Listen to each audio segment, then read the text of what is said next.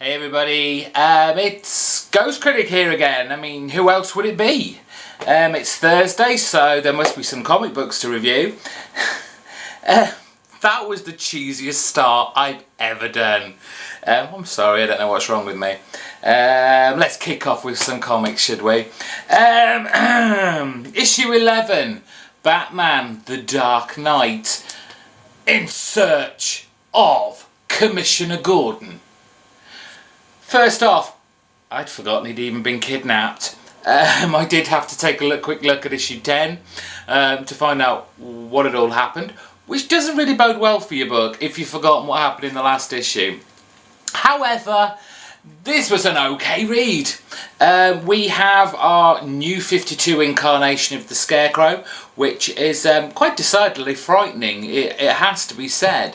And he's in the middle of concocting all these kind of new fear toxins, taking children off the street and making them cry. Yeah, he's making them cry.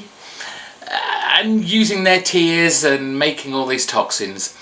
And what really kind of hit home with me in this issue, I guess, is this is a story about parenthood. And really how crappy parents can be sometimes.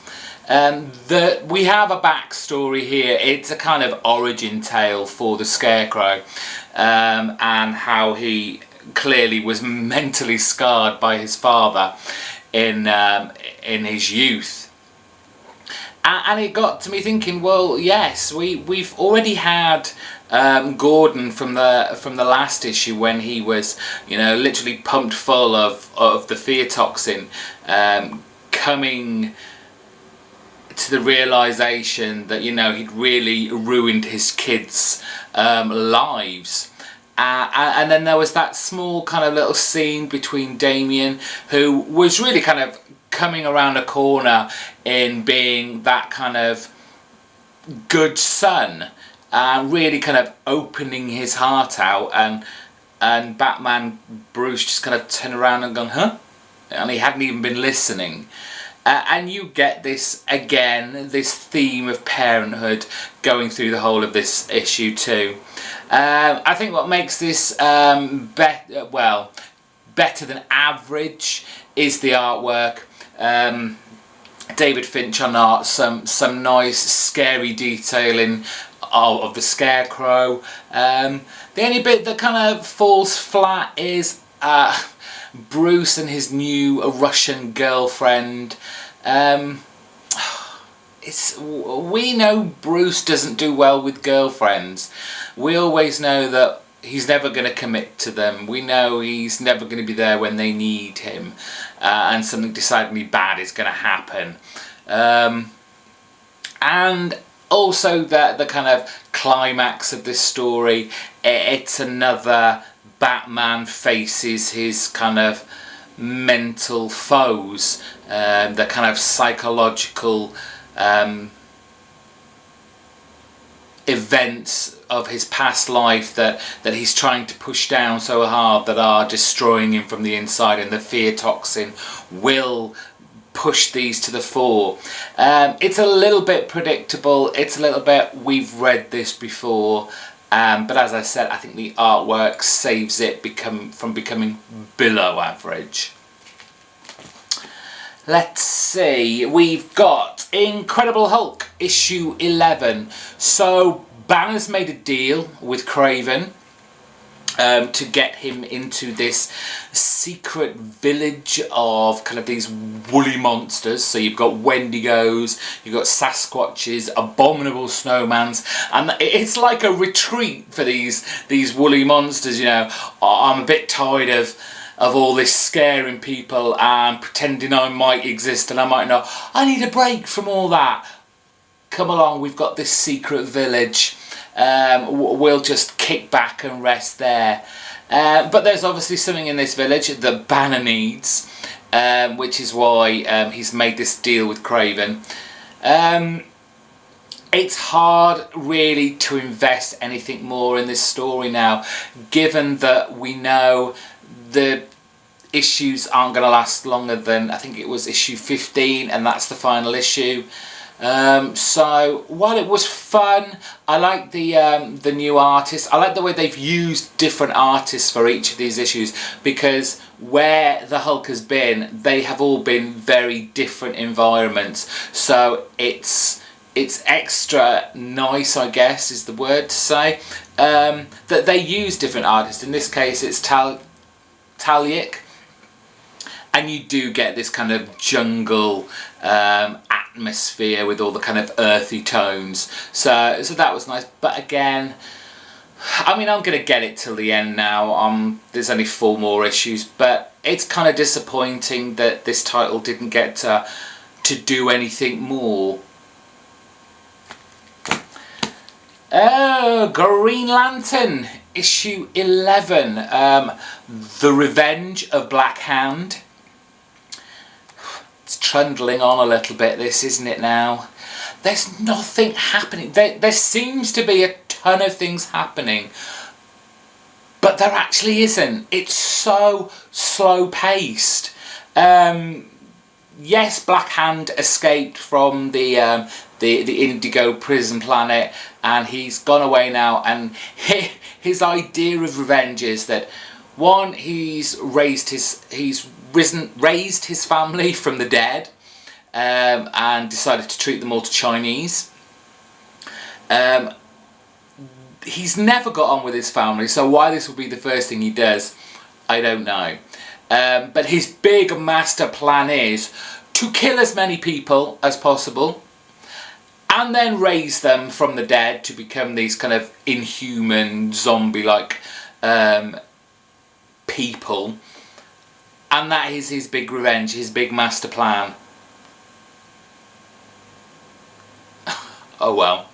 Hal finally kind of breaks free from Sinestro's kind of green ring construction. Apparently the Indigo tribe are that clever that they have broken the bond between the construct ring that Sinestro has given Hal, and has charged it up for him, and this is basically just a regular now Green Lantern ring that he can use however he wants.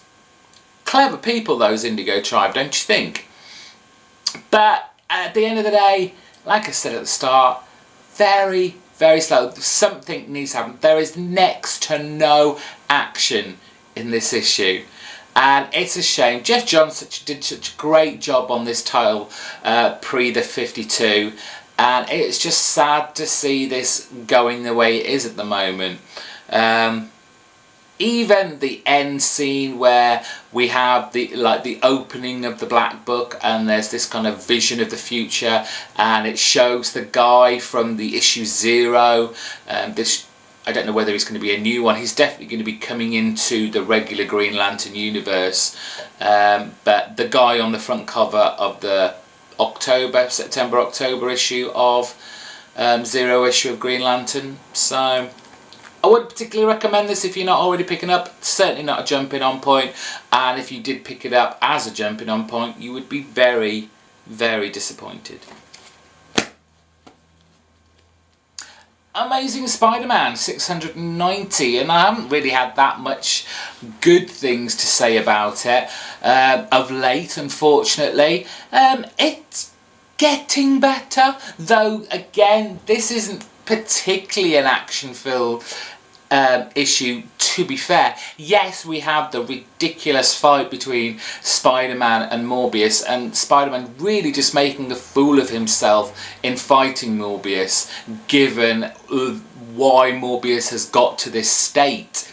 But the fun part of this issue was certainly Doc Connors going around each of the laboratories within Horizon Labs and turning all Spidey's colleagues, apart from one, and there is obviously a big reason for this.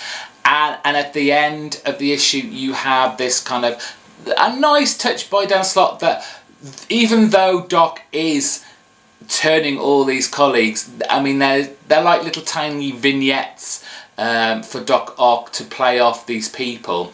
but he's learning things as he's going along, and he's becoming more human. While obviously the lizard inside is wanting to shy away from that. So the Doc Connors that we know, the human, sane guy, he's still clearly trapped in there and battling through. It's not all the lizard. So, I mean, Captain Coley's art, as always, very nice. I like his page layouts, his artistry within this in general is a great joy to watch, to look at even. So yeah, much better than usual. I'm looking forward to something big again though. On to my top 3 of the week. We start with Wolverine and the X-Men issue 14. And very much like the last issue where we had the kind of history of Warbird and how she grew up and her dark secret of being an artist within this warrior-like race. This kind of plays in the same storyline vein in a sense that we have our main story of Kitty and Colossus on their, you know, their big hot date. But at the same time in the background, yet again, we have, you know, the Avengers, an Avenger fighting an X-Men, and who wins, and people swap sides again. But it is the main story that really builds this up. Colossus turns up at the school while Kitty is having a staff meeting, because, you know, we forget this is still a school trying to run its daily life, even though most of its tutors have you know, flown the coop, so to speak, and is fighting all the Avengers. So she's struggling, and then just Colossus turns up on the doorstep, and obviously he's all Phoenix Force powered up, and he takes her on a date essentially, because despite all the great things he's done with the Phoenix Force, there's still something missing. There's a gap still in his life, and what is that gap? Oh, it's the love of Katya. I'm being silly about it. It was a very good issue. And it certainly shows the kind of precarious edge that kind of Peter is on at the moment. There's glimpses of insanity and obsession there, which Katya is obviously finding incredibly scary, and it does build up to quite the crescendo, and someone has to turn away pretty shamefaced. Great issue. I love the art in this. Melina, I've got to look out and see what I've seen. I've seen this artwork before. I can't remember what title it was in, but it was beautiful. Really, really nice artwork in here. The colour palette, again, the page layout, very entertaining, very visually stimulating. Love this issue. This could have been my pick of the week. It was so close. It was Uncanny X-Force 28, takes the runner-up prize, and we saw at the end of the last issue the kind of robot guy ultimatum exploded, and we thought all our Uncanny X-Force were still in their hideout and had all died and exploded. But Betsy got them out in time. Basically, she took over Gateway's body in his dying breaths and got Gateway to transport them away. But given that Betsy was in control, didn't know where they were going, there was no destination, and they've been flung far into the future, where they are met straight away by Deathlock from the future, and he has something very, very important to show them, that will change the they look at themselves when they get to go back to their normal present time. And as it says in the book, it is it does feel a natural progression for this team to have taken in this future. While it does appear to be running very smoothly, it's not this kind of post-apocalyptic, you know, totally run down civilization. Everything's working, everything looks fine, but there is this underlying seedy kind of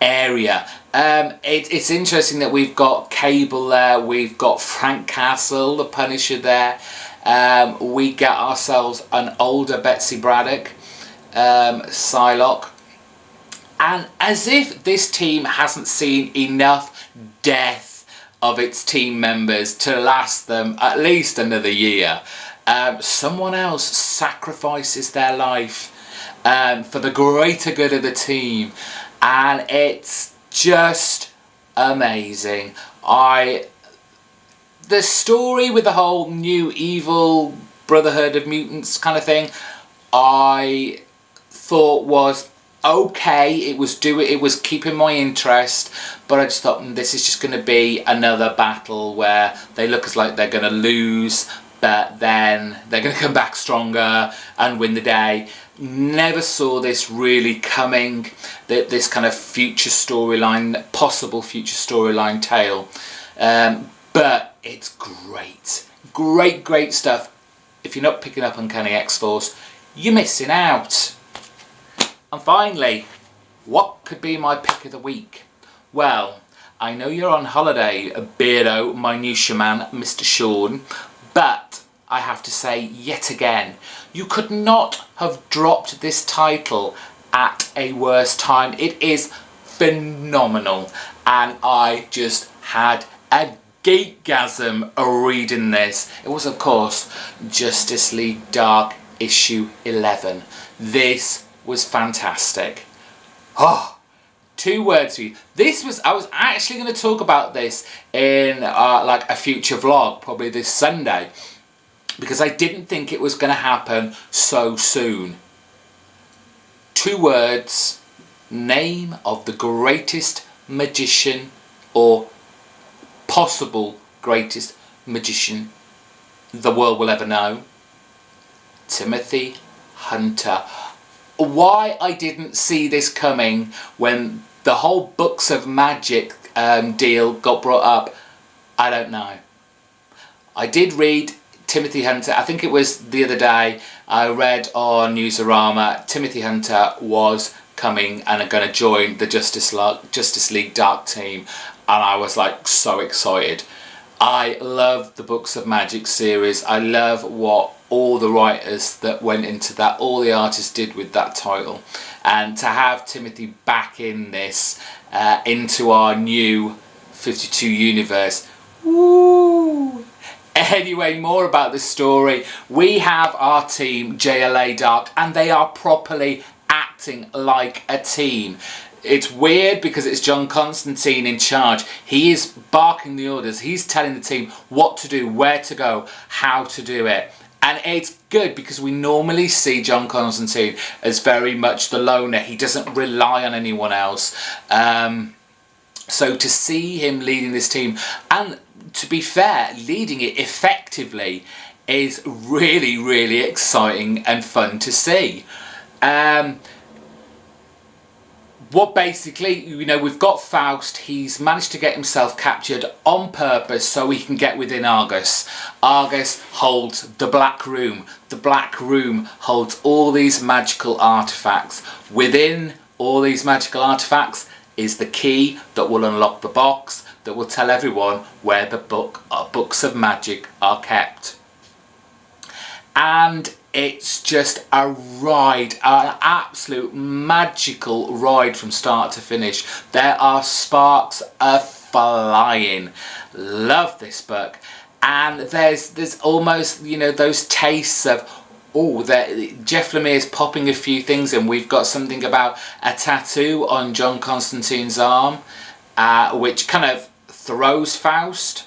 So given that it's thrown Faust, it must be pretty bad. It must be pretty scary. It must have put some doubts into Faust's mind of whose side is John actually on.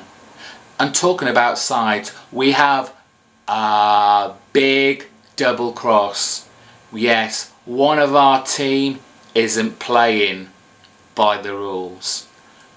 Great title, thoroughly recommended.